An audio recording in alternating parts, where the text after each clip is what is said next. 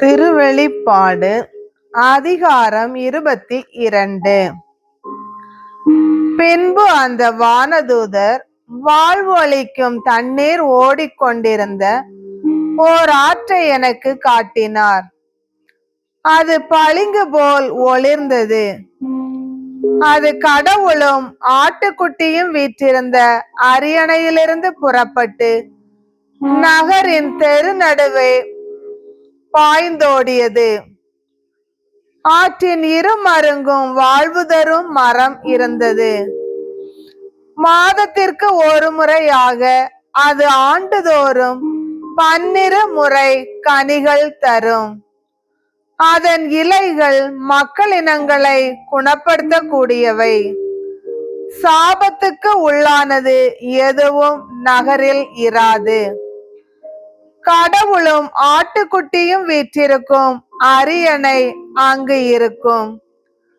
கடவுளின் பணியாளர்கள் அவரை வழிபடுவார்கள். அவரது முகத்தை காண்பார்கள். அவரது பெயர் அவர்களுடைய நெற்றியில் எழுதப்பட்டிருக்கும். இனி இரவே இராது. விளக்கின் ஒளியோ கதிரவனின் ஒளியோ அவர்களுக்கு தேவைப்படாது. ஏனெனில் கடவுளாகிய ஆண்டவர் அவர்கள் மீது ஒளி வீசுவார். அவர்கள் என்றென்றும் ஆட்சி புரிவார்கள். பின்னர் அந்த வானதூதர் என்னிடம், இவ்வாக்குகள் நம்பத்தக்கவை, உண்மை உள்ளவை.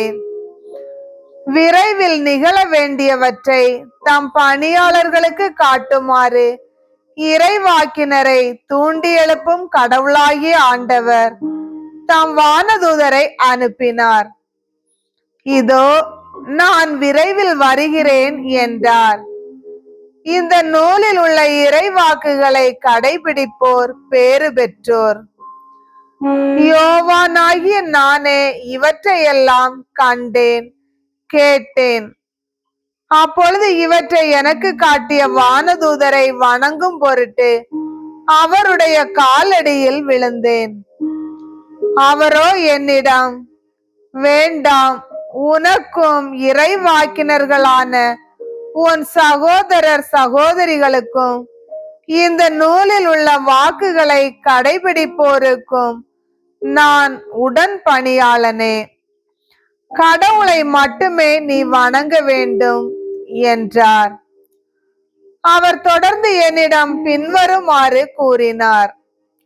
இந்த நூலில் உள்ள இறைவாக்குகளை முத்திரையிட்டு வைக்காதே. இதோ காலம் நெருங்கி வந்துவிட்டது.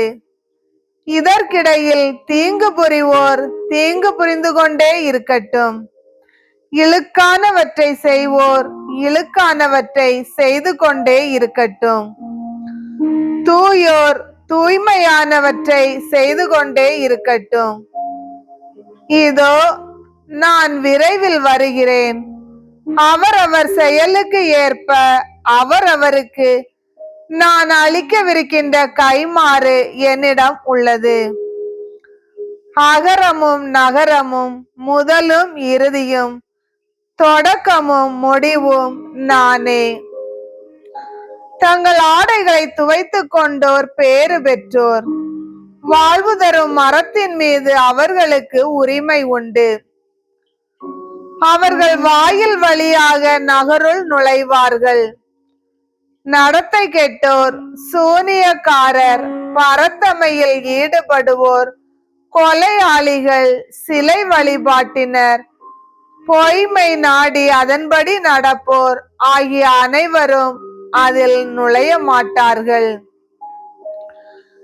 திருச்சபைகளுக்காக உங்கள் முன் இவ்வாறு சான்று பகருமாறு இயேசுவாகிய நான் என் வானதூதரை அனுப்பியுள்ளேன். தாவீதின் குலக்கொழுந்தும் வழி தோன்றலும் நானே. ஒளி படைத்த விடிவெள்ளியும் நானே. தூய ஆவியாரும் ஆட்டுக்குட்டியின் மணமகளும் சேர்ந்து வருக வருக என்கிறார்கள். இதை கேட்போரும் வருக வருக என சொல்லட்டும். தாகமாய் இருப்போர் என்னிடம் வரட்டும். விருப்பமுள்ளோர் வாழ்வு தரும் தண்ணீரை இலவசமாய் குடிக்கட்டும். இந்த நூலில் உள்ள இறைவாக்குகளை கேட்போர் அனைவரையும் யோவானாகிய நான் எச்சரிப்பது யாதெனில், இந்த இறை வாக்குகளோடு எதையாவது யாரேனும் சேர்த்தால் இந்நூலில் எழுதப்பட்டுள்ள வாதைகள் அவர்களை வந்தடையுமாறு கடவுள் செய்வார். இந்த நூலில் உள்ள இறை வாக்குகளுள் எதையாவது யாரேனும் எடுத்துவிட்டால் இந்த நூலில் எழுதப்பட்டுள்ள வாழ்வு தரும் மரத்தினின்றும் திருநகரினின்றும் அவர்களுக்குரிய பங்கை கடவுள் எடுத்து விடுவார். இவற்றுக்கு சான்று பகர்பவர் ஆம், விரைவாகவே வருகிறேன் என்கிறார். ஆமேன். ஆண்டவராகிய இயேசுவே வாரும். ஆண்டவராகிய இயேசுவின் அருள் அனைவரோடும் இருப்பதாக. ஆண்டவரின் அருள் வாக்கு.